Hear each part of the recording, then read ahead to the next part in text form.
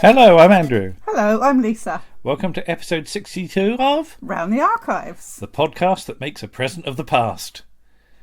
Okay. You didn't know I was going to say that, did you? No. Yeah. We seem to have ended up as a sort of quarterly schedule release at the moment. Yes. Yes. Which seems okay. Yeah. Though, since we last spoke to you, we've been on the Shy Life podcast, we've been on Vision on Sound, and you've done the cinematic sausage, haven't you? I have. As it's now called. Yes, we'll say formerly a raspberry movie and a foot-long dog. Yes, indeed. Yes. But, fair bit to get through for this one. Yes. So, first of all, you and I are going to have a look at the life of Barry Cryer.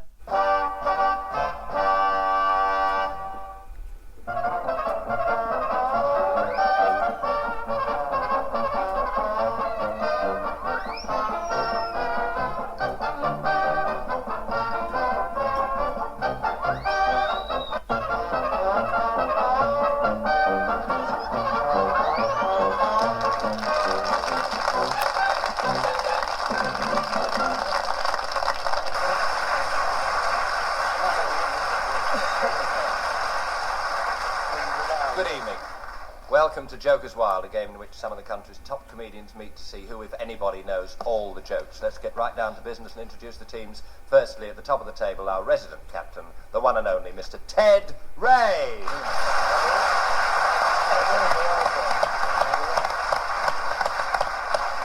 With his team, Mr. Ray Martine. Good evening.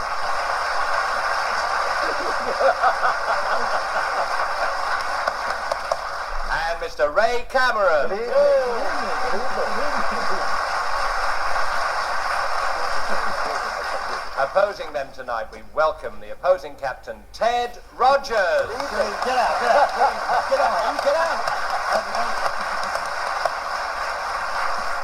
With his team, Mr. Les Dawson.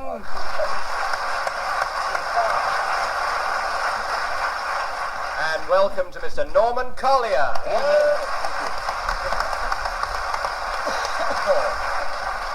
If anybody hasn't seen the game, let me just say that each of our comedians will have to tell a joke on a subject that I produce from this box by pressing the button. A member of the opposing team can interrupt the joke if they think they know it. They interrupt by pressing their buzzer. Ted, would you press your buzzer, please? Yeah.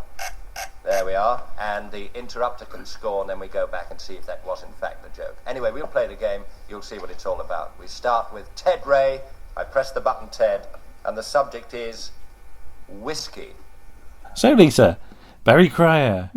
You've got a copy of his book on your Kindle, haven't you? I have. I thought I'd try and do some research. I've sort of forgotten it all now, though, because it was a while ago since I finished it. The one thing I can tell you is that his first professional job in London was as a turn at the Windmill Theatre, the famous Windmill Theatre, which is probably quite a hard job for a male comedian. I was going to say, he didn't have to jiggle on stage, did he? They didn't jiggle. No? They just they stood. Poses. They weren't allowed to move. All right. It must be quite hard because obviously the people, let's be honest, the men that have come to the Windmill Theatre are not there to see the male comedians. No, that's true. But yeah, he seems to have got on quite well. He kept getting called up to the proprietor's office, Vivian Van Dam, or VD as they affectionately called him, to be given advice as to what to do in his act. All right. So you're good, but if you do this and this and this and this, but every time you went to see him, he'd tell him something different. So it was probably a bit confusing. But yeah, he arrived in London with a month's return back to Leeds, I think it is he comes from originally, and never went back. Yeah. He never used the return. So. But what struck me is that if you're playing a game of connections and you had to connect two disparate people in showbiz, if you said Barry Cryer, you would almost certainly have a connection with two people, wouldn't you? You could connect one person and another person. Yeah, because I mean, you've just got the Morecambe and Wise DVD, isn't it? Blu-ray or whatever? It's a DVD, yeah. It's the Lost Episodes one, the ones that they discovered. And there's a bit of studio soundtrack, isn't there? Yes, from before they do the Andre Previn sketch. Yeah, and Barry Cryer's doing the warm-up for it. Yeah, he did a lot of warm-up. Yeah. Because other people have done that as well, obviously. Felix Bonus did warm-up as well. So, and you've got to be a good comedian to do that, because you need to get to the audience to a certain point where they'll laugh a lot, but not too overexcited, I guess. Yeah, but it struck me that he's a very good host. Yes. Because, of course, he hosts Joker's Wild. Yes, which is quite a difficult show to host. Yeah. Because you've got a lot of egos. To keep under control. Yeah. Especially as part of it, because you can interrupt. Yeah. Sometimes you get an interruption and it's completely superfluous. Just shut up. Yeah. So. Though watching those early episodes of Joker's Wild, it's amazing he survives, isn't it? Because he nearly gets run over by the camera when it's doing the zoom in at the front. They don't seem to have a zoom function on the camera, so the only way they can zoom in, it seems to be, is the cameraman running up to the desk. Barrel towards him and then put the brakes on before they crash into his desk. Yeah. But yeah, the sheer number of people you've got on Joker's Wild. Yeah. Because what's the connection with... Michael McIntyre. Michael McIntyre. Yeah. His father, Ray Cameron, invented it. Yeah. And is one of the comedians on there as well. Yeah. But then you've got John Pertwee appearing on there later on. Yeah, a lot of people get people like... There's one show where it's like men versus women. Yeah. And you've got Diana Dawes and you don't think of Diana Dawes. Obviously, she's done comedy and films and various different things, but you don't think of her of being able to tell jokes. No. And we watched it, and I think they're in 2 episodes, aren't they? There's 2 episodes. I can't remember if we watched both or not. But I was kind of hoping it'd be a little bit more, not feminist, but a bit more not having to rely on women's Those jokes. early ones are very blokey, aren't they? They are very blokey, yeah. And there's a lot of mother-in-law jokes and why, my kind of ugly wife jokes. Or my wife's a bad driver. And all that sort of stuff. Yeah. But it's the time they were made in, so... But then you got Les Dawson, you got John Cleese, you got David Nixon. Yeah. You just look through the IMDb listing for Joker's Wild. Amazing the people who get on there. Yeah. So Sid James, I believe, as well. Yeah. But what I'm interested also in is there's a sort of lesser known show. Was it Those Wonderful TV Times that he does? Yes. And virtually none of it survives. No, it's sort of like an early ITV version of Teleaddicts, but with celebrities all the time. But it's Teleaddicts with celebrities and treating the subject matter with a bit of intelligence and respect, I think. Yes. And some of the celebrities are better than others. Yeah. Lionel Blair is amazingly good. Yeah, Lionel Blair knows his telly. Or knew his telly. Or knew his telly, yeah. But so did Barry Cryer, as it turns out. Yes. He's a really good host for that. He is. Because he's really... on sort of point with the detail of it. Yes. He's very insistent on the difference between the 3 Quatermass serials, isn't he? Yes. But there's a Christmas special where Norman Vaughan comes on and quizzes Barry. Yeah. And he wasn't expecting this to happen. No, but he goes with it and he gets virtually all of the questions right. Yeah. And is it on the Lionel Blair one? There's a clip from Captain Scarlet and the Mysterons. Yes. And on Teleaddicts, they would just take the piss out of the puppets, wouldn't they? Yeah. Whereas on this, dead serious. Yeah. It's a proper TV show. Yeah. The fact that it's puppets is irrelevant. Yeah. So I really like that, and I do wonder if more of that show survived. Would there be clips from missing episodes from stuff? Yeah, might well be. Yeah. I mean, missing ITV stuff, because it's mostly ITV stuff, isn't it? But Sergeant Cork gets a mention. Yeah, gets a little clip. On it. Yeah. Public Eye. Yes. And again, it's convinced you that you don't like Jimmy Clitheroe. I really don't like Jimmy Clitheroe. No, it's I still don't understand how a 40-odd-year-old man can make a living out of being a schoolboy. The good old days. Yes. So Barry on the good old days. Yes. Mostly being Scottish. Mostly coming on with his tam o' shanter and his kilt. Yeah, and a beard. And doing that joke, what was it? He asked for a tartan room and got both. Yes. Yeah. But he does do a thing with Cribbins, doesn't he? But they're sort of Mexicans or something, aren't they? But with Yorkshire accents. They've got big sleeves, that's all I remember. I don't remember what they actually did. No. But again, you look at a good old days cast list. Yes. And and as for his writing career, gosh, yes, he writes for many different people. It's everybody under the sun. Yeah, because I hadn't realised. I don't know why. Maybe because I hadn't seen a lot of it, but I hadn't realised he wrote for Kenny Everett because because Kenny Everett's comedy was for its time so anarchic and wacky. You don't imagine somebody like Barry Cryer writing it, but why not? But what's the story about? I know people have said this. The thing that really good about Barry Cryer is that he never got to the stage of saying, "Oh, it was so much better in my day." No. He appeared on. There was a panel show. I think it was probably in the 90s for one of the ITV franchises. It was him and another writer whose name escapes me at the moment, and Stephen Fry and Ben Elton. Yeah. So they're coming very much off the back of the sort of alternative comedy kind of thing. And while they were preparing for it, one of the production staff sort of sidled over to Barry and went, they're setting you up here, don't you? They're going to sort of try and ignite a sort of row. So he told everybody else. Well, between the old guard and the new boys. Yeah. So he told all of them, and they all agreed that whatever somebody said, they would say, "Oh, that's a good point. That's a marvellous idea." Yeah. So they didn't get what they expected. And he said after a while, the presenter just sort of tore a script up and let it go. But I think that thing of having a lot of knowledge about the past, but being supportive of current trends and new stuff is actually quite rare, isn't it? Yeah, it just shows you what a open mind he had. Yeah. The fact that he didn't think that anything that was made after sort of 1985 or whatever was bad. Yeah. That comedy is comedy whenever it's made. I just think that's a really admirable thing. Yes.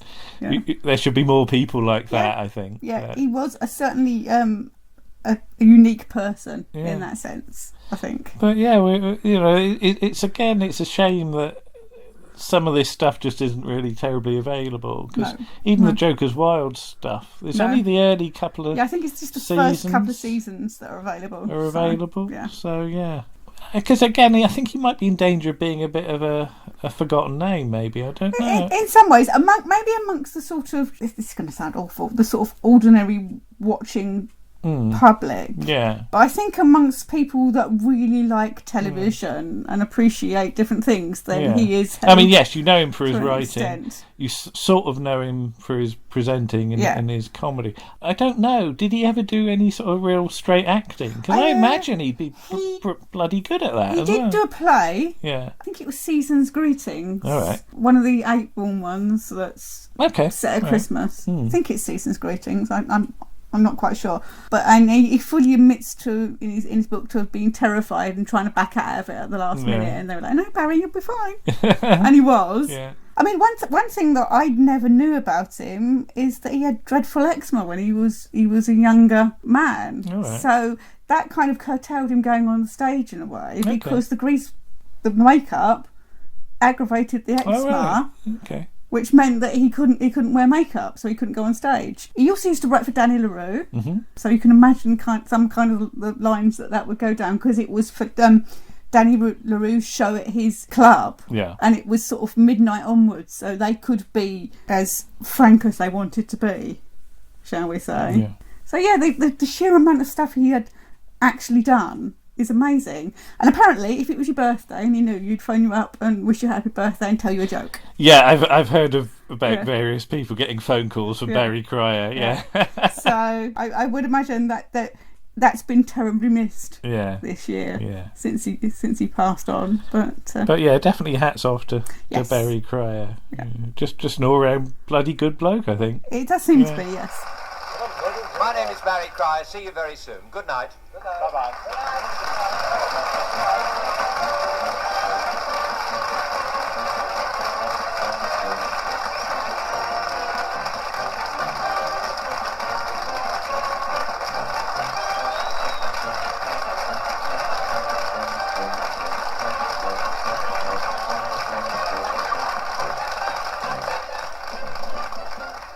And now Michael Seeley's here to talk about Star Maidens.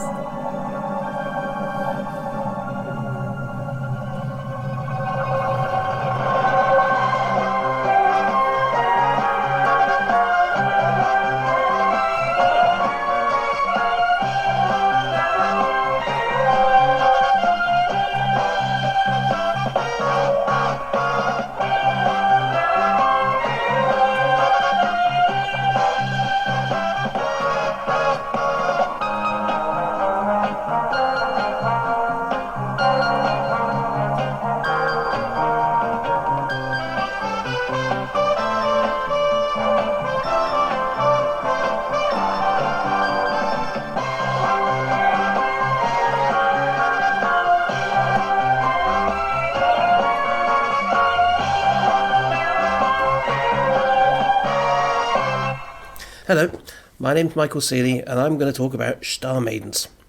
Now, this was a programme I'd never heard of until I saw it as an article in a magazine called Time Screen, which some of you may remember, which was an irregular publication about what we were pleased to call telefantasy back in the day, and it featured some early writings by one Andrew Pixley. Now, I had the pleasure of sending in what, in the cold light of today, appears to be a stroppy set of corrections on a lovely article about Doomwatch, on the grounds that I had the fortune of watching the surviving episodes, and they'd only seen the one. Go Michael! Judging by their article on Star Maidens, they had seen all 13 episodes, and I was fortunate not to have watched any of them, because judging by the article, it didn't really appear to be a very good series. Well, here we are, embedded into the 21st century, a long time since the 1970s when Star Maidens was made, and with me passing my half-century, I have now had the pleasure of watching Star Maidens in its entirety, and I now wish to make the following remarks, as they say in America. I was, I have to admit, worried that it was going to be one of those 70s sexploitation type adventures, you know, and that if I enjoyed it too much, I might well have to keep quiet about it.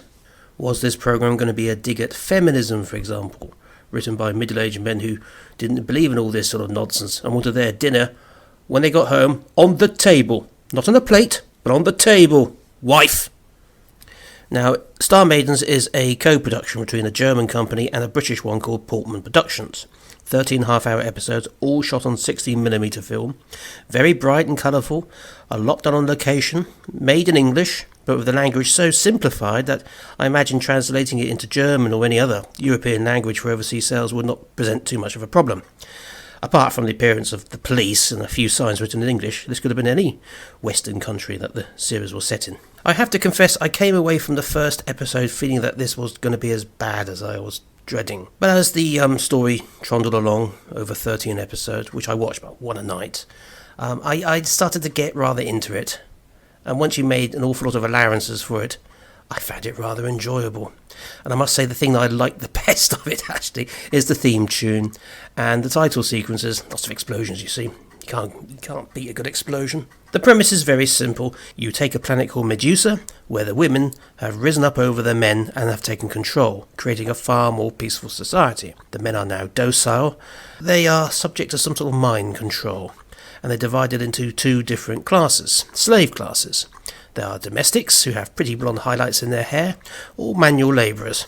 So, after a period of peace and stability, the planet Medusa is knocked off its orbit by a meteor and drifts around in space in a very Space 99 style manner, and the Medusans have to live underground. But instead of turning into Cybermen, the Medusan women have a nice, quiet and peaceful time by all accounts, avoiding enemies and conflict the best they can. And they're all very slim, very good looking, and mostly young. They must have had decent central heating under the ground on Medusa, because surely they would be freezing to death otherwise, especially the Medusan guards, for example. They're a humorless lot, which was probably owing to the hot pants which they had to wear, which frankly leaves nothing to the imagination. But this is not Planet of the Amazons, where they wear as little as possible, that sort of thing. As for the men, each handsome male has a blonde streak through their hair. That's the domestics, really. Or if they're working on the surface, they're running around wet sandpits, being watched, guarded and shouted at by very hysterical Belisha beacons. Watch an episode and you'll see what I mean. Dressed in bright and orange-yellow suits and ridiculous helmets, I imagine the men felt too silly to even want to be seen down below. That is, below the surface of the planet, and, well. The Medusan planet comes close to Earth, and two male slaves called Adam and Shem decide to escape. They know all about Earth, apparently. The men are in charge, which makes it paradise for them, which is very apt, considering their names seem to come from the Old Testament. The leader of the pair is Adam, who's the French actor Pierre Brice, and his colleague is none other than Gareth Thomas, in a very undemanding and underwritten role, the sort you wouldn't expect to see him do, because he's such an intense actor when he wants to be. It's only a few years since he played one of the leads in Sutherland's Law, which I want to talk about sooner or later, and Children of the Stones was either around the corner or just been done. Yet here he is, quivering with fear at his women masters. He's not a rebel leader just yet, which is quite disconcerting to see. So they escape to Earth in a space yacht, where they plan to get police protection, thinking that the humans will understand their plight. And they are pursued by two Medusans. One is called Fulvia, played by Judy Geeson, who expects to be obeyed on Earth as she is obeyed back home. And she was the mistress of Adam, who thinks he's only run away because he can't cope with his love for her. And the other Medusan is my favourite character of the whole lot, played by Christiane Kruger, Octavia, who's this very cold, cunning, calculating, but not malicious character. And they spent about 5 episodes pursuing Adam and Shem with the help from Earth authorities, which is in one case Graham Crowden, but normally it's Derek Farr, who, of course, he worked with Gareth Thomas again in Blake 7 as Ensor, the man who invented Aurak. But in this case, he runs a radio telescope place in England, and he detected the space yacht coming to Earth and alerted the authorities that they were going to have visitors from space, and no one seems terribly bothered by or excited by the event. It's quite strangely underplayed. So, while Adam and Shem are on the run, 2 humans are selected to go back to Medusa, with the wonderful and menacing Octavia as hostages. Now, one of them is a highly educated male scientist called Dr. Rudi Schmidt, played by Swedish actor Christian, and I'm going to take a running jump at this, Quadfleeg, I don't know, and his bemused female assistant Liz, played by Lisa Harrow.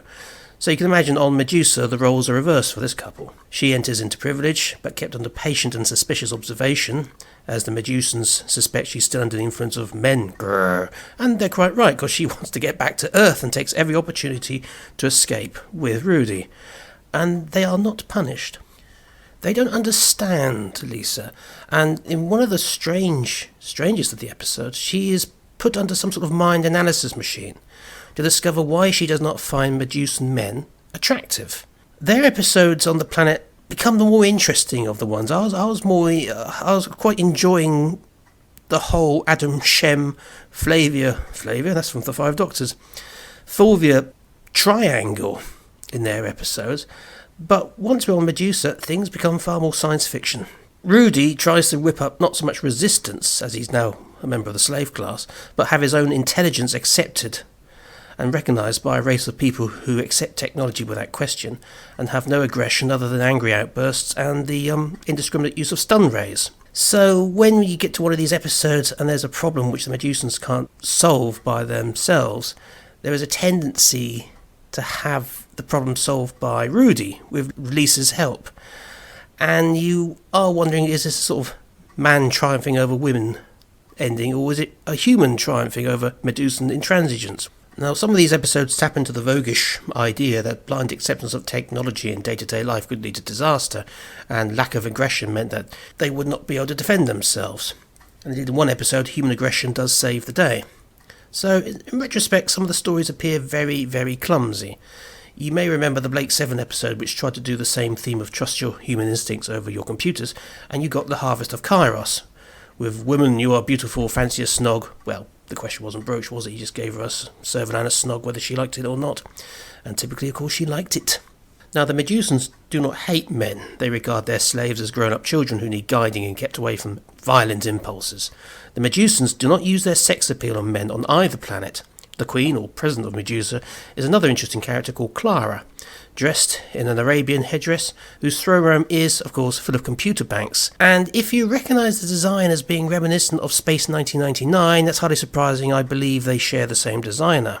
Dawn Addams plays Clara, and she is all-wise and all-seeing, and for one episode, mostly dead. And all the men are rendered unconscious, waiting for a new queen to be selected to bring them back to life again. This episode is called The End of Time, and it features Derek Farr on a rare trip to Medusa. A rare crossover episode, if you like. And guess who saves the day? He does. The Queen was only suffering from a virus. Isn't that topical? But it's another good Christine Kruger episode. Sometimes she is suspicious of the humans, other times she does try to defend them. The series does attempt shades of grey at times. For example, Shem and Adam saved the life of Fulvia a couple of times. She, of course, thinks, oh, he's doing it out of loyalty, and because he loves her, he saves her life because it's the right thing to do. And in one of the more interesting episodes, Adam and Fulvia actually cohabit a life to see what life is like living on Earth. She goes out to work, and he stays at home and works his fingers to the bone, because he's a domestic. Of course, he does run away at the end of the episode. But it has to be said, Adam does have some sort of attachment with his domineering mistress, but he doesn't want to be a slave. Of the chaps, Gareth Thomas as Shem is uncharacteristically restrained, as I've already said, but in one of the more genuinely unsettling moments in the programme, the 3rd episode, Nightmare Cannon, Adam and Shem hide in a stately home, but they are driven out of it into the arms of the waiting police by the eponymous cannon itself. This gives you nightmares, and they hallucinate. They see the faces of their mistresses in the paintings or statues, or even underneath the helmet of a suit of armour, driving poor old Gareth Potty and into the hands of the waiting police. Now let's talk about the writers. You'll notice they're all men. 3 of the 4 writers are English, and familiar names too. Eric Pace created the programme based on someone else's idea. You'll recognise his name. He's the one who used to say Malcolm Hulke had the knack, and he co-wrote with him Pathfinders in Space, Mars, Venus, Target Luna. Malcolm Hulke did not write any of these episodes. Some episodes were co-written with John Le Carrotti, while Ian Stewart Black did the episodes mainly, but not exclusively, set on Medusa. One of Ian Stewart Black's episodes is called The Trial, where he borrows from all 3 of his Doctor Who scripts, oddly enough. Now, in The Trial, the Medusans have put on trial Rudy, and the judge, prosecutor and defence are rather hysterical computer banks. There's also elements from The Savages, such as the hypnotising ray being reflected back onto its source via a mirror. And the Macro Terror, well, there's hypnosis and mind control. There is a German writer, one Otto Strang, who provides a couple of scripts, including the series finale, where Adam and Shem are coming home with Fulvia, and the hostages are being returned to Earth by Octavia, providing they both survive an encounter with a historical enemy along the way. And it all ends in smiles. The series does not take itself too seriously, and I'm sure it wasn't actually designed to try and make some sort of social-political point about the state of the human race in the 1970s. The special effects aren't anything really to write home about. The spaceships look nice and they sort of land more or less convincingly. The design of the Medusan city is very, very good. It's a multi-layered set, and they use it in about half a dozen episodes, so they obviously got their money's worth out of that one. The dialogue is sometimes quite cringing, rather wooden and simplistic lines at times. It reminds me of those foreign language education films you used to get in the 70s, trying to teach you conversational English. But the pace is brisk, and the cast occasionally slips in an English actor of note, such as Graham Crowden as a minister, or Ronald Fraser, he pops up, and Alfie Bass as a caretaker for a stately home in the Nightmare Canon. And the programme can be sinister, and it's not as exploitative as you would expect from the 1970s. But as I say, it can make you cringe. I occasionally think the director doesn't quite know which way he's supposed to be pointing his camera. Who was the programme aimed at? I had a quick look through the British newspaper archive and saw that it was mainly shown Saturday mornings or Sunday mornings in some cases, and Northern Ireland had it in the afternoons. So I imagine it's one of those programmes that was offered to various networks and they picked it up and used it as a filler. It was never networked at the same time. So there you have it, Star Maidens. A time capsule from 1975. Goodbye.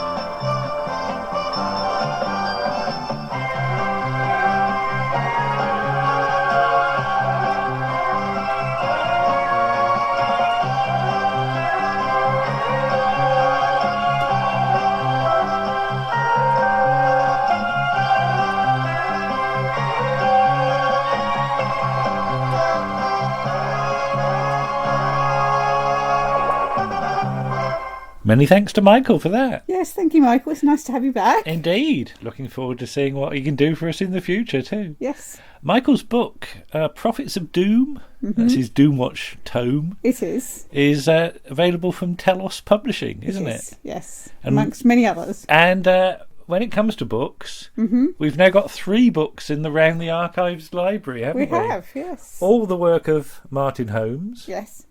So if you pop over to lulu.com, you can find the Round the Archives cartoon collection in Volume 1 and Volume 2.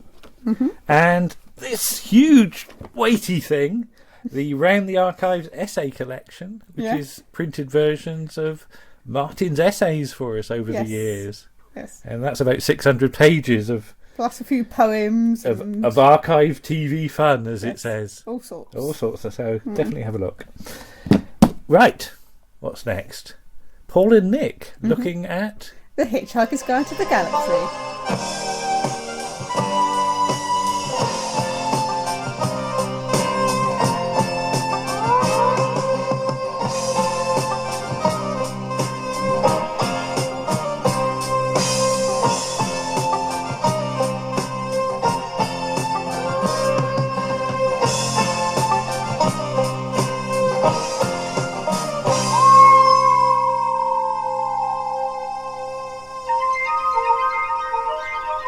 Hello around the archives, people. It's me, Paul the Shy Yeti. How are you doing? I'm here with Nick Goodman again. Hi, Nick. Hello. So this time we're going to talk a bit about Hitchhiker's Guide to the Galaxy. Where would you like to start? Well, just as an immediate bit of background, I describe myself as a lazy Hitchhiker fan in that I like it. And I've even been to see the Say show, but more of that later. But I've kind of I've never gone hell for leather on it like I have Who or Blake Seven or Doomwatch, because I suppose there are so many different versions of it, and it's kind of trying to glue it together in a cohesive. I think the sort of freewheeling structure of it, or the lack of it.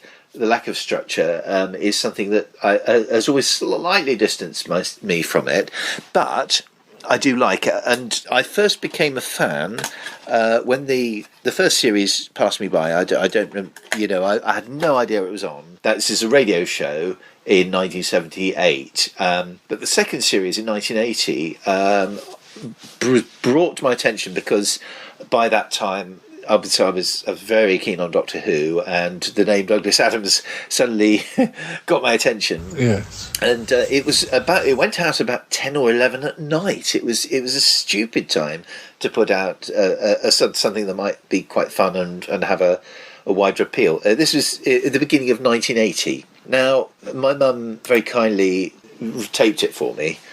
And so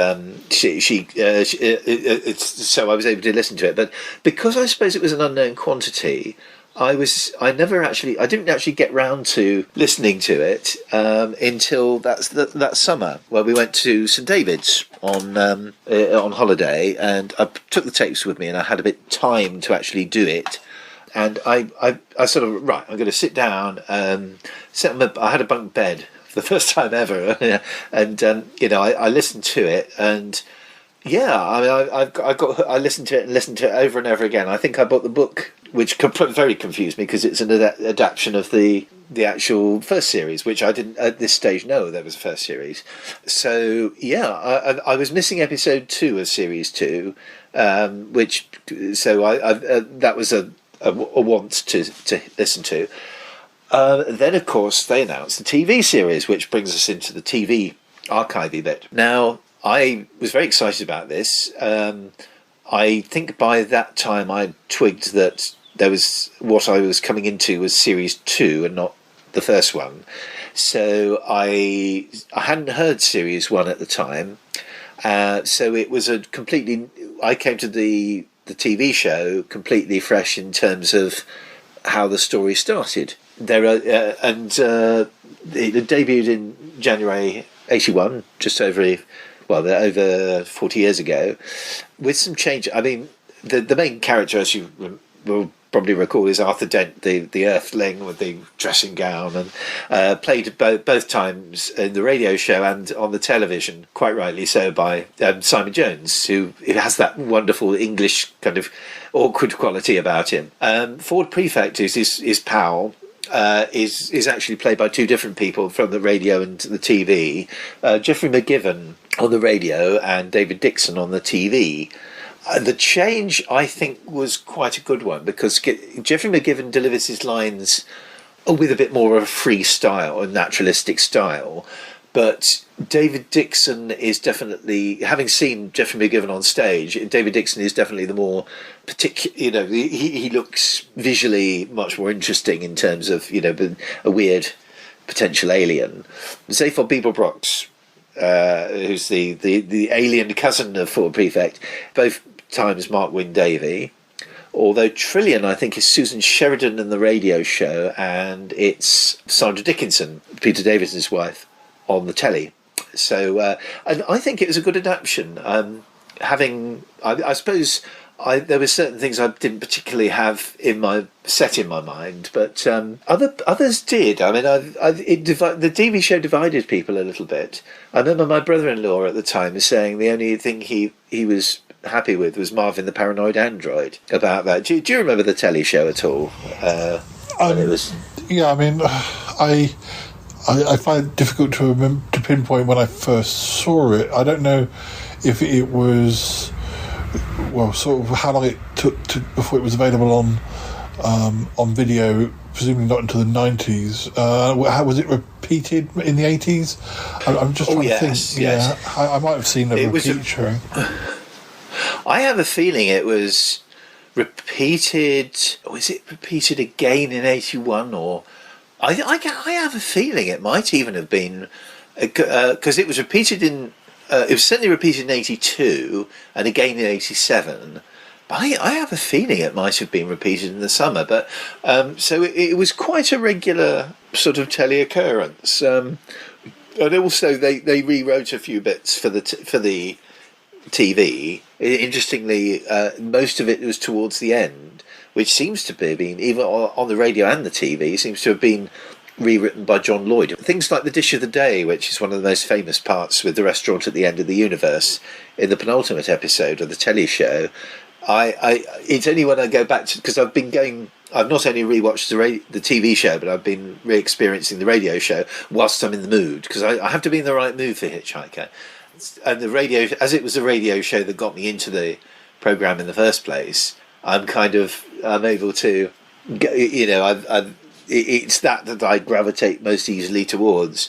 I didn't realise also that there's an episode, a Christmas episode from '78, which bridges the two seasons. And it wasn't until they repeated the complete radio show just after the telly show went out that I kind of glued everything together. Yeah, I see what you mean. Yeah, and it runs as a complete.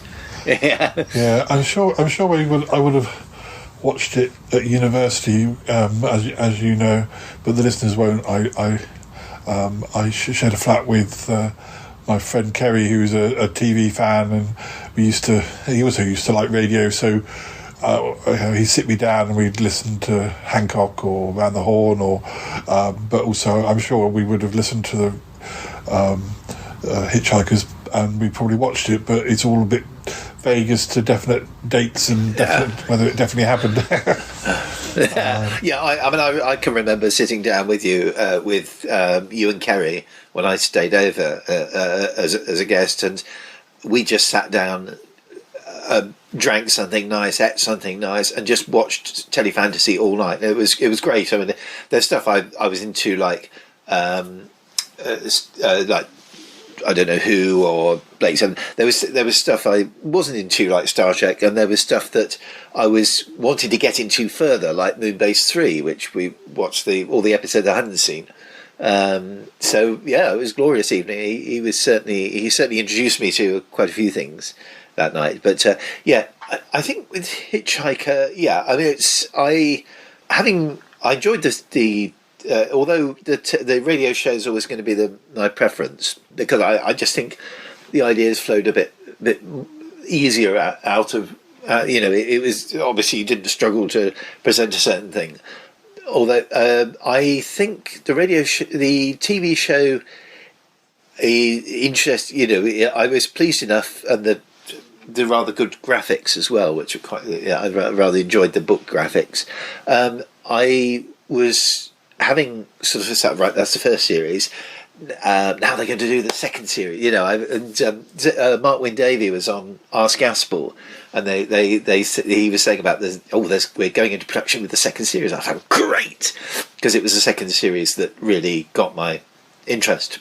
Sort of hooked me, and I was particularly keen to see, because I had no set with the first series. I had no set image about what things were happening, because I hadn't at that point heard the radio show. But with the second series, yes, I was very keen to see how they were going to do that. And I was very, very disappointed the following year where they didn't have the second series, but they just repeated the first. Nice as it was to see the first series again, it wasn't quite what I was, I thought, no, the second series. And I found out years later it was just too expensive, apparently, to do, so that's why it never materialised.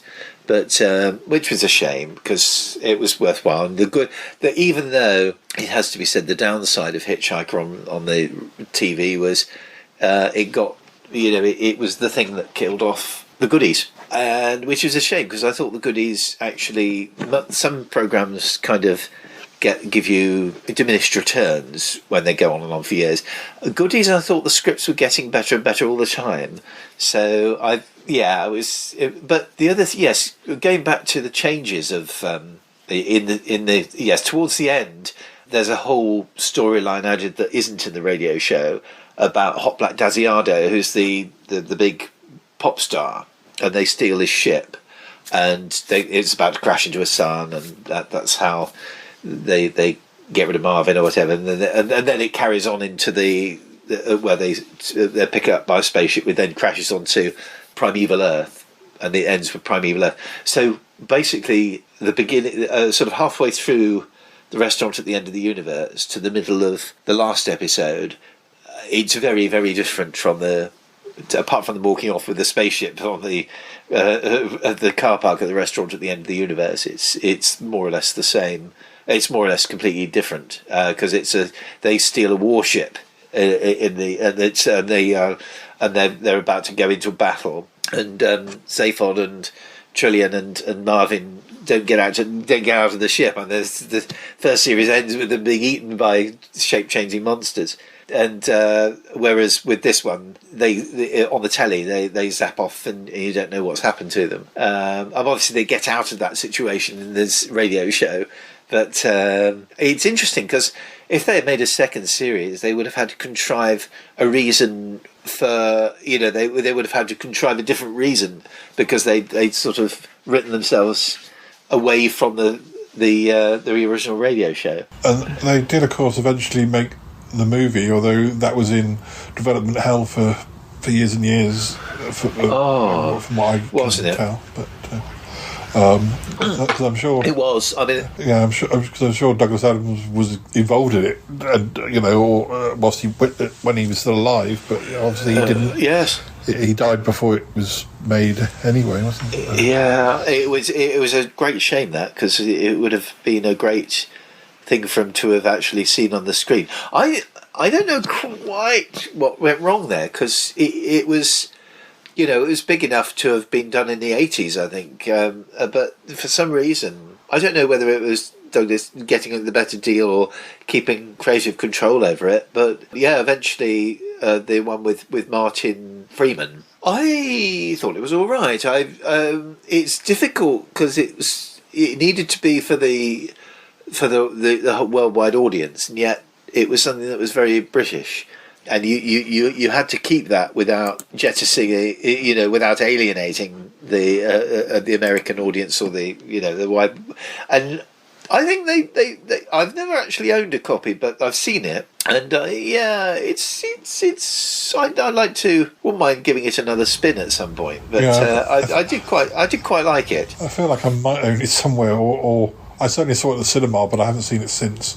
So I guess we're talking, I don't know, 15 years, or I don't know what year it came out, but it's not quite a while ago. Yeah, I mean, I got to the point where I thought, is it just going to be too effectsy? Because my first memory of Hitch-Hiker, apart from the big thumb on the Radio Times and the fact that it's written by Douglas Adams of Doctor Who fame, was I think they had a clip of one of the episodes of Series 2 on Radio 2, and I suppose Mum taped it for me because I liked Douglas Adams with The Pirate Planet. But also, I mean, I don't think she was quite, until I got into it, I don't think she really kind of bothered with it much, and just left the tape running. But I think she kind of, I remember her disparagingly saying, "Oh, it's just an excuse for some special effects." Whereas I think later on she got interested in she liked the show. She particularly liked Marvin. It's rather tragically, my dad was a bit like Marvin. He kind of very, very negative, very kind of. So we did we did sort of look at each other and sort of say, "This is Marvin," basically. That was in the 80s, bless his heart, when he was having a nervous breakdown. So, but no, I think my favourite character would have to be Zaphod Beeblebrox, the sort of, because he's just so entertainingly up himself and cool dudes, but I think the person I have the greatest sympathy with is Arthur Dent, because we've all felt a bit that we've always been in that situation where we felt awkward or something, and there's the bits where re-listening to it, particularly the bits where you could see he's grasping what's going on, or he's trying to tell the others a perfectly logical point. You kind of end up cheering him. Say, "Yeah, good on you. You're getting there. You're getting the hang of this space stuff." Yeah. Do you think Marvin was an influence on any of the Slave in Blake 7, or because he was quite I never thought of that. I do. Yes, I mean, I never once thought of that.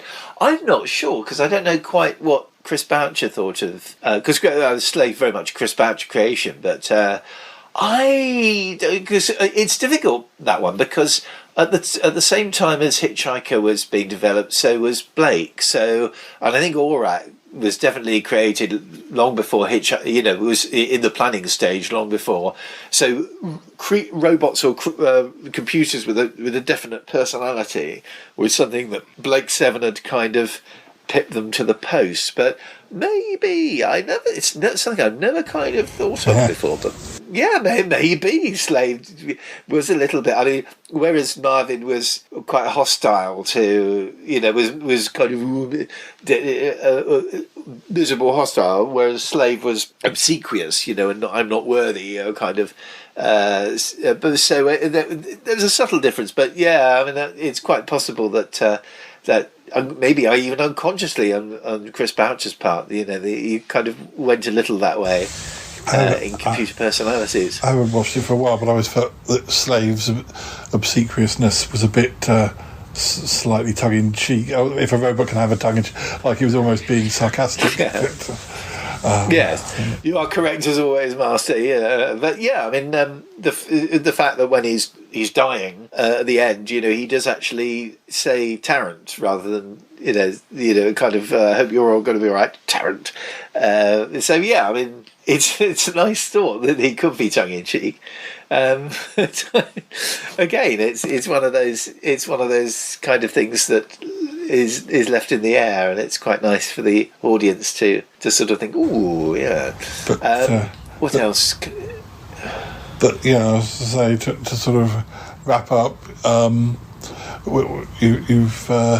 You would say out of the book, the radio, and the TV, you'd go to the radio series first. Radio, I would, yes. Books, I quite like, but they are a bit of a mess, because if you've been following the TV and the radio show, there are differences with the TV and radio show. The books are completely scattergun. I mean, Restaurant at the End of the Universe is probably my favourite, because that's the one that adapts most from Series 2. So, and Series 2 is my favourite of the lot. But there's Hitch-Hiker books I haven't actually read yet. I've read The Cricket Men, and I've read Restaurant and the first one, but I think there's some others. So Long and Thanks for All the Fish. I'd if I saw it second hand or something, I probably wouldn't. I might not kind of go to the extent of perhaps looking for it on Amazon, or maybe I will. Now I've rediscovered Hitch-Hiker, maybe I will. But the books for me were the thing that wobbled the ladder a bit for me on not because they weren't entertaining, but because of the sequence of events. You think, oh, I can't compute them with a sort of a slightly methodical mind that I have. But maybe that was more younger me. I don't know. Maybe I'd enjoy them more now. Yeah, I actually, thinking about it, I'd quite like to go back to the books. The other radio show was the one based on the Life, the Universe, and Everything. I think the one with the ring pool on. That must have been recorded before it went out in the noughties, and it went out a couple of years after Douglas Adams died, and I think. I tried to catch it live, but in the end, I've sort of I've given it. It was on. Oh no, I've gone. And in the end, I ended up getting the box set for the radio. But Douglas Adams is actually in it, so it must have been recorded as playing a minor part. So I think it must have been recorded before. Well, obviously, it must have been recorded before he died. Yeah. It must have been recorded before he died. That's quite nice, actually. He's quite a good actor as well. He plays the part quite nicely. And it's just Joanna Lumley's in that as well. It's got absolutely nothing to do with if you tried to link it up with the previous radio shows, you'd be in a lot of trouble. But no, it's Hitch-Hiker, brilliant piece of sci-fi. And very much in tone with the 80s thing of turning around and mocking, having sci-fi humorous like Red Dwarf, and although it's a lot, it brings a lot more to the table than Red Dwarf, I must admit. But no, great stuff. But I have to be in the right mood. I think that's. But it's got. I just remember that's Holiday at St David's in 1980, sitting on my bunk bed. Of falling in love with it, and as I say, that love has waned from time to time. But now and then, as with this last couple of weeks with the radio, I've stuck it on my day off, and it's just a pleasure to experience it again. Well, thank you very much, Nick, for sharing your memories, and thanks for listening, listeners. And we will hand you back to Andrew and Lisa, and we'll speak to you again soon. All right, bye for now. Bye bye.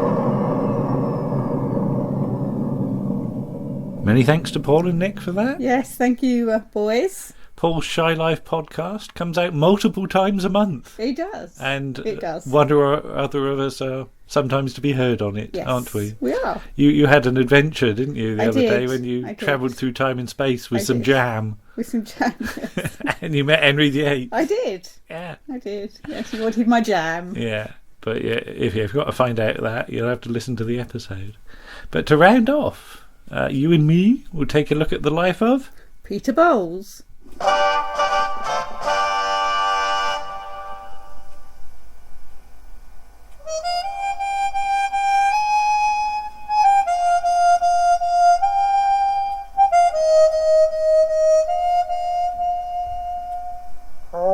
M-H-A-P-P-Y M-H-A-P-P-Y I know I am, I'm sure I am M-H-A-P-P-Y I know I am, I'm sure I am He's H-A-P-P-Y. And so, Lisa, for our final piece, we're going to look at the late Peter Bowles. Yes. He's somebody that's been in everything, really, isn't he? He has. He's got this sort of... he's known for slightly caddish parts. Yeah. So parts like Richard de Vere in To the Man Born, or Archie, I'm not sure what his surname is, in Only When I Laugh. Yeah. But he's done so much more. You know, he's been in lots of different things. Well, you showed me a few things that I didn't really know, because I didn't really know The Bounder. No. But I mean, that's quite a similar part to the other parts. Yeah, it's interesting that that's also written by Eric Chappell, like Only When I Laugh, and indeed like Rising Damp, in which he stars as the actor Hillary, and he's very much an actor in that, isn't he? What was the one that you surprised me with, the historical thing? Oh, The Shadow of the Tower. Shadow of the Tower, because you've talked about that for Vision on Sound, haven't you? Yes. But what's he doing in The Shadow of the Tower? Well, it's if I explain a little bit about The Shadow of the Tower, so it's completing the sort of Tudor trilogy, really. So you've got the Six Wives of Henry VIII, Elizabeth R, and then in 1972 they did The Shadow of the Tower, which is all about Henry VII. And it wasn't quite as successful as the other two series, possibly because it doesn't have all the sort of multiple marryings of Henry VIII, and it doesn't have the whole sort of will she won't she thing of Elizabeth R. And Henry VII, although he was a good king and he produced a stable kingdom, he's possibly not the most exciting Tudor monarch. Peter Bowles is in an episode that deals with a plot to kill Henry VII. So Henry VII isn't actually in it that much. It's very much the comedy episode. It's very much the comedy episode of the series. Yes, and he's... Because it's got John Junkin, is there? John Junkin is an astrologer with weird teeth. And he's sort of playing this French character, Peter Bowles, with the most outrageous accent. It's a real Clouseau, isn't it? It is. It is. Well, it's almost a real, I can't remember, the Monty Python thing, your mother was a... whatever it is. Oh, a hamster, and your father smelled of elderberry. Yeah. But I think he's really having fun with that part. Yeah. Because I do wonder sometimes how much he got fed up with playing like the same sort of posh parts. Yeah. But this is before that. He doesn't actually start to play the posh parts until he does Richard de Vere. Yeah. Before that, he was very much playing villains in various ITC shows. Yeah. He's in The Persuaders, he's in the multiple Avengers. Yeah. He's in Space 1999 playing Baylor, the most evil man in the universe. We saw that, and he's got enormous sleeves in that, hasn't he? Yeah. It's quite a good part, but I did wonder, you almost call them space sleeves, because they're like sort of big wizard sleeves, aren't they?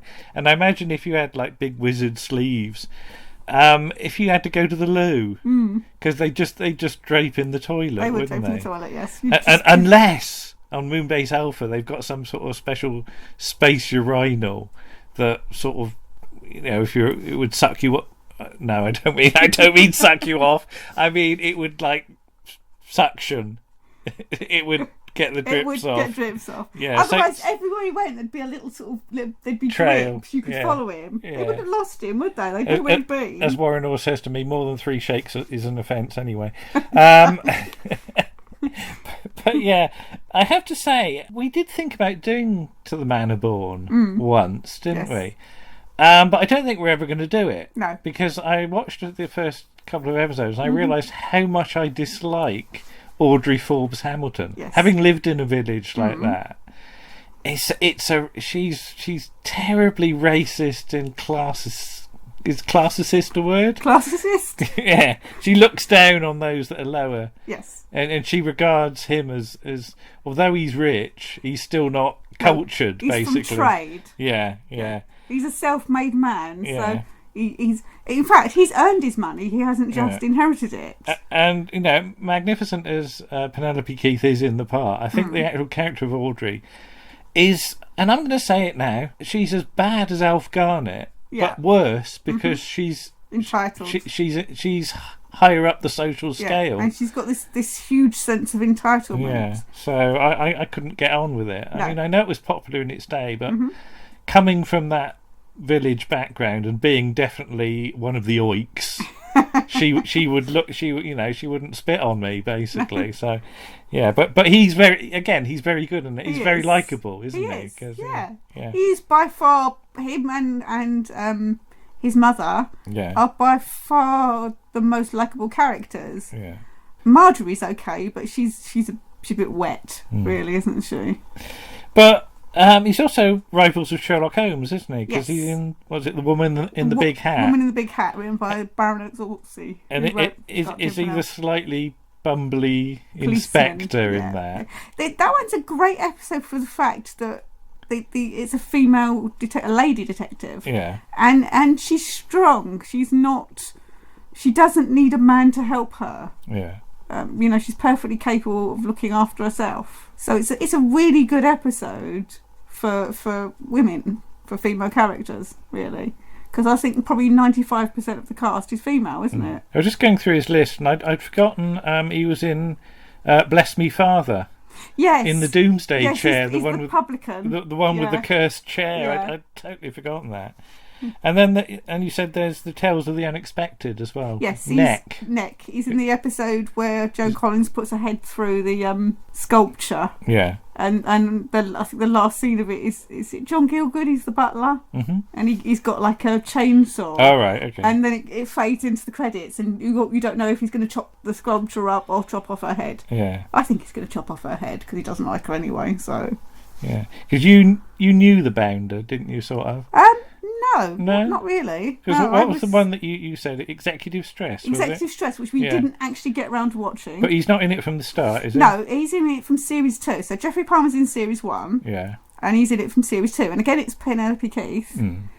And she is a woman who's had a family, and she goes back to work and ends up as his boss. And they end up working together, but then you're not supposed to have married couples. So she goes back under her maiden name.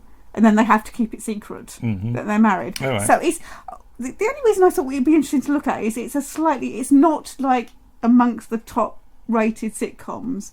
It's a slightly sort of standard ITV 80s sitcom. Yeah. We will watch it at some point. But of course, he was also up for the part that Paul Eddington plays in The Good Life, Jerry. All right, okay. Yeah. Oh, I can see that sort of working. Because he and Richard Briers were acting in a play together, and I think he was offered either to go up for it or the part, and he said he couldn't do it because he was doing this play. Yeah. And Richard Briers comes in and says, "Oh, I'm doing this series, The Good Life." And Peter Bell says, "Well, how could you do that if you're?" He's like, "Because we film on a Sunday, dear boy. You've got Sundays off." So he could have done it, but by the time he got round to that, Paul Eddington had been cast. Because he's in Magnum for Schneider, the pilot version of Callan. He's actually, he plays the part Auntie Valentine plays. He's Toby Mears, Yes. Yeah. He's in The Prisoner, A, B and C. Yep. Yeah. But it's just, you just look at this list and it's astonishing just how much there is. I think people forget that he's in the first episode of Survivors. Yeah, because Martin made that point that he's in Survivors, and you think he's going to survive, if that's the word, because he's a bloke, and he's pretty famous by this point, isn't he? Yeah. He would probably be one of those faces. I don't know if he quite got to the fame. Is he still on the sort of I think guest star sort of thing, isn't he? He's, at this point, he's one of those faces that you see a lot on television. Yeah. So you probably would expect him to survive. Yeah. He doesn't really hit the high levels of fame until he does To the Man Aboard, and that's not till later in the 70s. Yeah. Because he was actually 41 when he got the part. Yeah, because 1975 alone, Public Eye, Thriller, Survivors, Churchill's People, oh God, Comedy Playhouse, and Space 1999. Yeah. So yeah, that's not a bad set of credits just for one year, is it? No. He actually got some fan mail. There's a story about his Space 1999.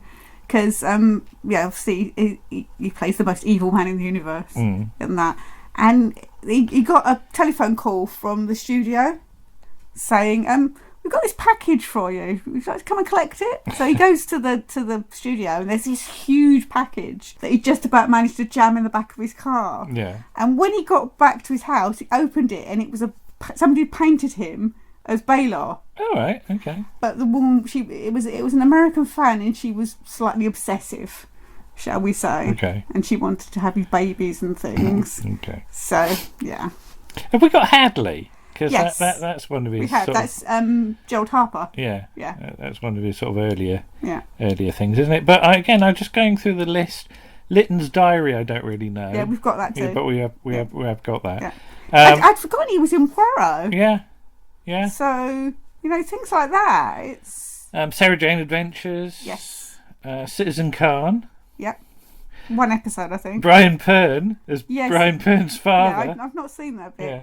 And he's in Victoria as well. He plays the Duke of Wellington with false nose. Have you did you see those episodes? Yes, Yeah, I don't remember seeing those. That's quite early on in the run, and apparently he was terribly nice to the writer because they let her have a small part. Yeah. And considering she wrote it, she then forgot all her lines, and she said he was terribly nice to her and helped her sort of calm down. Yeah.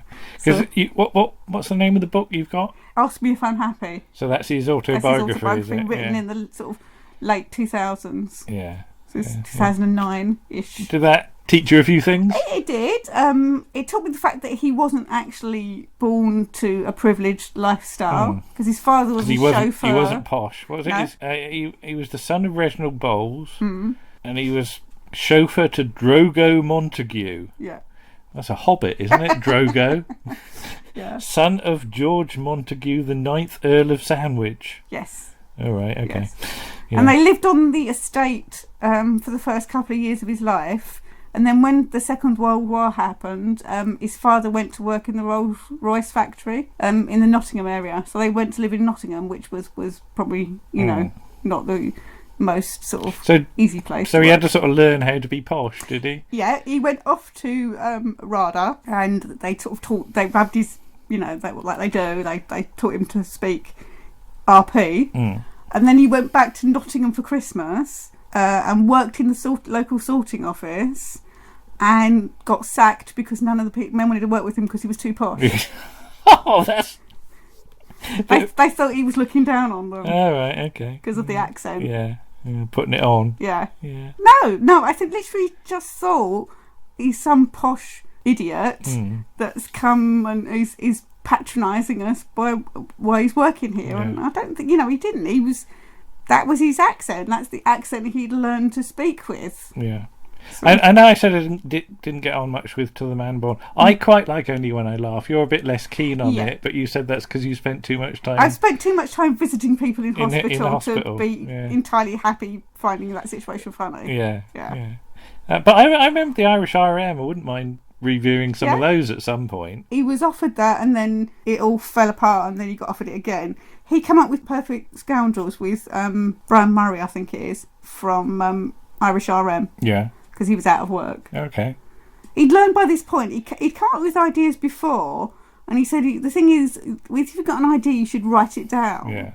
Then if somebody else claims it, you can show them the original bit of paper and say, now look.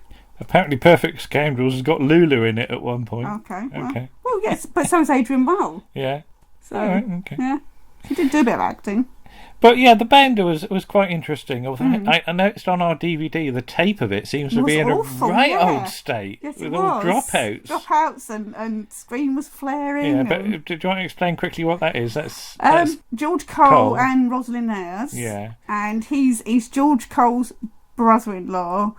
And basically he's a sort of swindler, isn't he? And he's just come out of prison. He's just come out of prison. And he pretends he's got a gammy leg. Yeah. And he goes to live at his brother-in-law and his sister's house. But to be perfectly honest, I didn't like any of the characters in that. No. I didn't like Peter Bowles' character. I didn't like George Cole. I didn't really like the sister. By far the most likeable was the next door neighbour, who's played by Isla Blair. So yeah, it's odd the way sometimes you get sort of just a whole cast of people that are unlikable. But just looking on his TV listings alone, that's an astonishing range of things. It's from the late 50s right up until... And I think people fixate on the posh thing, don't they? They just think of him for 2 or 3 parts. Yeah, and he's done so much more. Yeah. I mean, he's in I, Claudius, for goodness sake. It's not a huge part. What is he? What's he in there? He plays Caractacus. Oh, the ladies and the majors, the court king Caractacus were still... Oh. Yeah, he's an ancient... Well, he's sort of an ancient Briton or a sort of... I was doing all the actions. Really? Okay. But yeah, just amazing. I mean, he very much wanted to be a legitimate theatre actor by the look of it. But he sort of... I mean, he did do a lot of theatre sort of later in his career.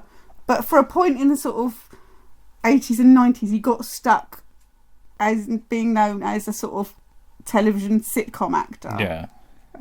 Because somebody at the BBC in the drama department told him that once he did To the Man Born, he'd never be able to do drama again. Okay. Because he was too well known for comedy. I mean, obviously that isn't correct, because you can do... Is that the fault of producers or the public or both? Well, it's a bit of both, I think. Yeah.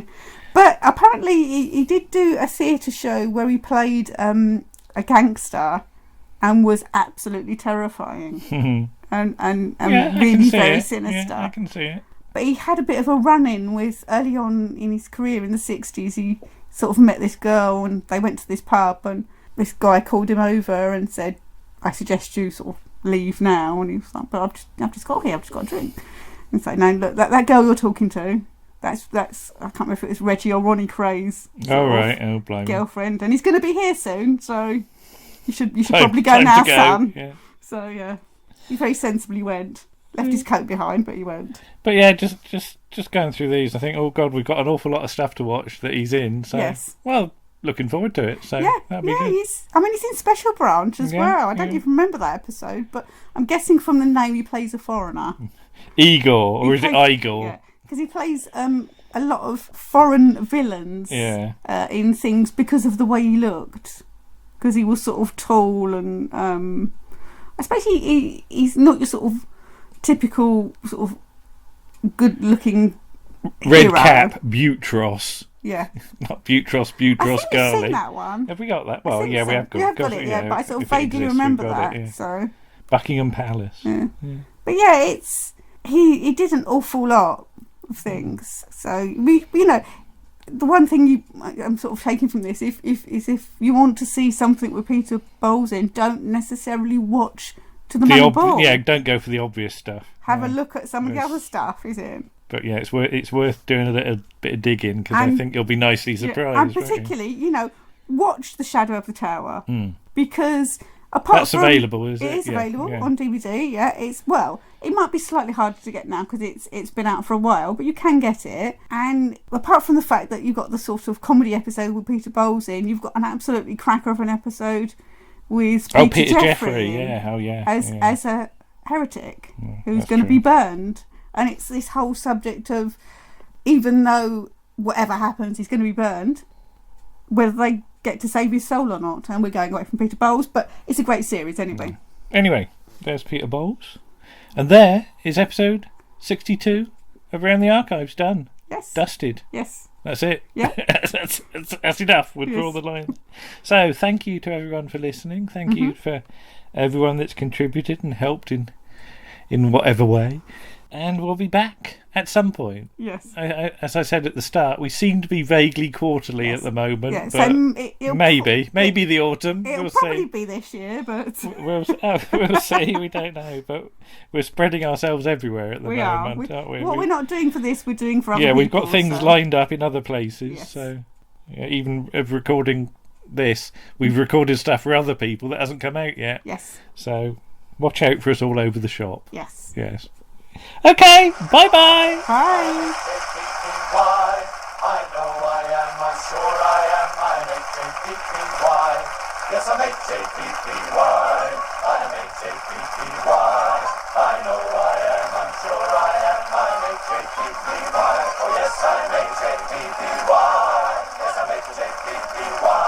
I know I am, I'm sure I am. Yes, I'm H-A-P-P, H-A-P-P, only when I laugh. H-A-P-P-Y. That was episode 62 of Round the Archives. Starring Lisa Parker, Andrew Trowbridge, Michael Seeley, Paul Chandler and Nick Goodman. On the musical side, you heard Dan Tate and Paul Chandler. The scripts for The Hitchhiker's Guide to the Galaxy were by Douglas Adams. And the producer was Alan J.W. Bell.